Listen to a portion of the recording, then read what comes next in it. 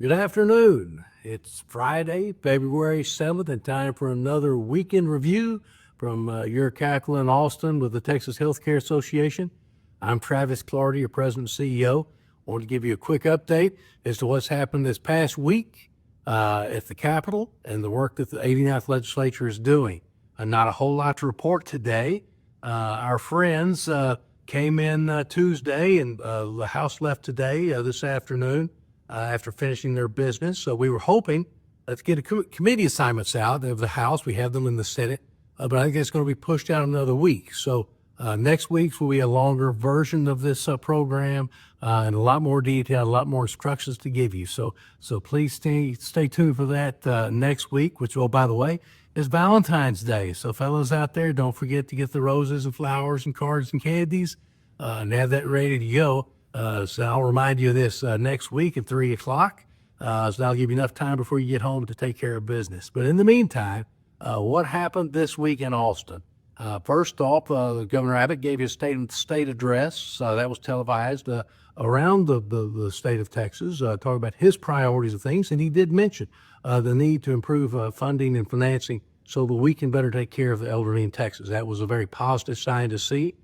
We also had the budget come out, SB 1, Senate Bill 1. It originates in the Senate. They alternate every other session, House Bill 1, SB, Senate Bill 1.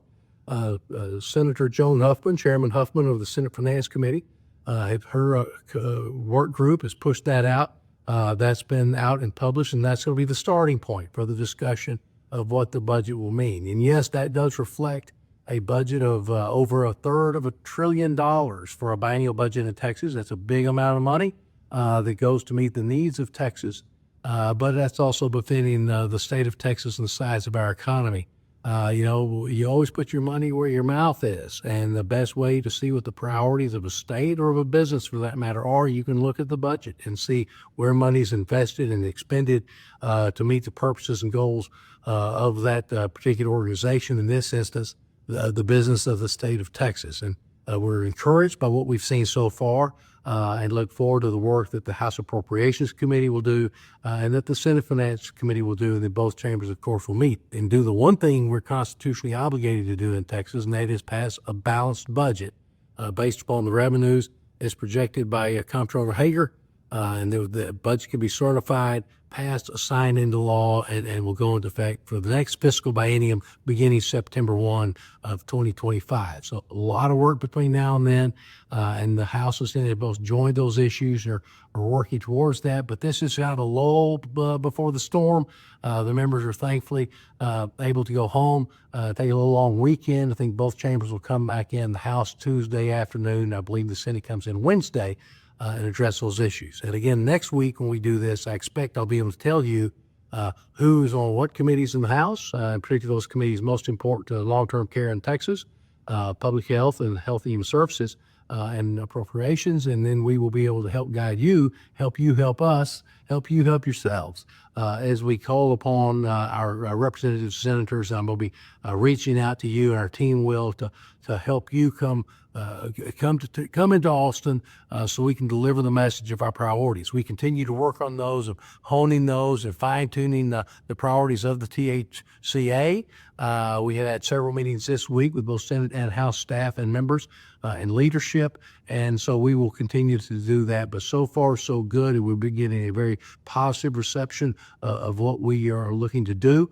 And in fact, it's seen some very good improvement with our good friends at the Health and Human Services Commission, particularly with the IDR issue. We've had some concerns about how those have been reviewed in that process, but of late, in the last couple of months, we've seen a marked improvement. So we want to make sure that's also reflected in the statutory language, which gives them the authority to take action and work as a agency.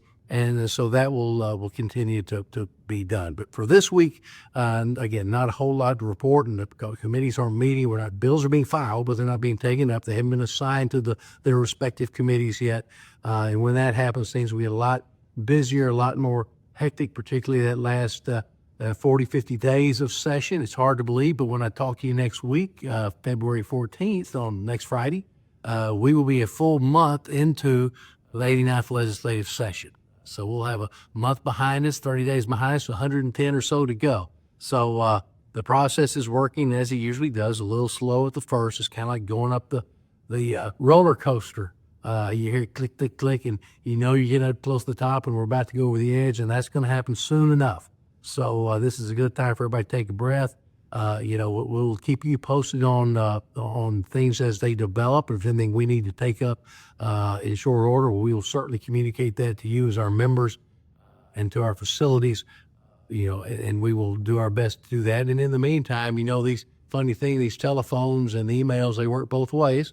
And we would love to hear from you, your concerns, your thoughts, your suggestions, any questions you may have. Reach out to us, reach out to me, Travis Clardy, your president, and we will get back to you. But I'm really looking forward to the next couple of months as we invite you here. We'll have a good working schedule, working with our legislative team to get you here to go call on those members that that you call friends, that you call your senator, your representative, and go talk to them and teach the gospel, preach the gospel of the THCA and how important it is to help us better take care of the people who took care of us. Is that we take care of the elderly in Texas, and we do our best to protect and respect that vulnerable population and honor them and all that they've done in their lives. And so, again, appreciate all that you do out there. Next week's going to be a little busier. So in the meantime, we are here. We're working hard. We feel very good about where we're going. Your staff here on the THCA staff is doing a fantastic job. You've talked, you communicate with them regularly. Please continue to do so. But we will be coming back to you next week with a Valentine's Day message and a lot of new information to report. But in the meantime, y'all get out there, enjoy beautiful weather, have a great weekend, and we hope to talk to you all next week. So until then, God bless and have a great weekend. Bye-bye.